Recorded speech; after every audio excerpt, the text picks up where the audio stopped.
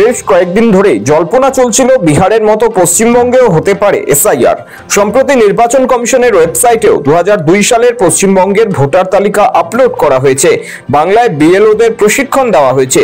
সেই ইস্যুতে খোদ সিইও বলেছিলেন তারা নিজেদের মতো প্রস্তুতি নিচ্ছেন, তবে বাংলায় এসআইআর হচ্ছেই এমনটা বলেননি। আর এখনো এই বিষয়টি স্পষ্ট নয়।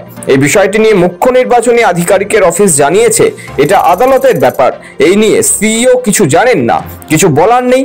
তবে এখন সুপ্রিম কোর্টে রাজ্য সরকারের আইনজীবী যা বললেন তাতে জল্পনা আরো বেড়ে গেল। গত 8ই আগস্ট রাজ্য সরকারকে চিঠি দিয়ে কমিশন জানিয়েছে পশ্চিমবঙ্গে শুরু হতে চলেছে এসআইআর। বুধবার সুপ্রিম কোর্টে এসআইআর সংক্রান্ত শুনানিতে এমনটাই জানান পশ্চিমবঙ্গ সরকার পক্ষের আইনজীবী গোপাল শঙ্কর নারায়ণ। একই সঙ্গে রাজ্য সরকারের সঙ্গে আলোচনা না করেই কিভাবে এই প্রক্রিয়া শুরুর দিকে এগোচ্ছে কমিশন তা নিয়ে প্রশ্ন তুলেছেন রাজ্যের আইনজীবী।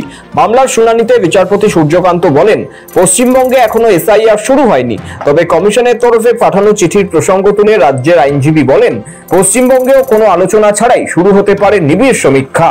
এই প্রেক্ষিতে তার সওয়াল, এর আগে সুপ্রিম কোর্ট বলেছিল আধার কার্ড, রেশন কার্ড ব্যবহার করা হোক, কিন্তু এখন আর তা হচ্ছে না। সেক্ষেত্রে এখন এসআইআর প্রক্রিয়ায় স্থগিতাদেশ দেওয়া হোক, তাতে বাংলাও উপকৃত হবে। আসলে 8ই আগস্ট নবান্নের তরফে সিইও অফিসে একটি চিঠি পাঠানো হয়েছিল। তাতে বলা হয়েছিল একাধিক সংবাদ মাধ্যম এবং সংবাদপত্র খবর করেছে রাজ্যের সিইও অফিসের থেকে নাকি জাতীয় নির্বাচন কমিশনকে বলা হয়েছে যে রাজ্য সরকার এসআইআর এর জন্য প্রস্তুত, কিন্তু এই বিষয়ে রাজ্য সরকারকে না আগে জানানো হয়েছে না আলোচনা করা হয়েছে।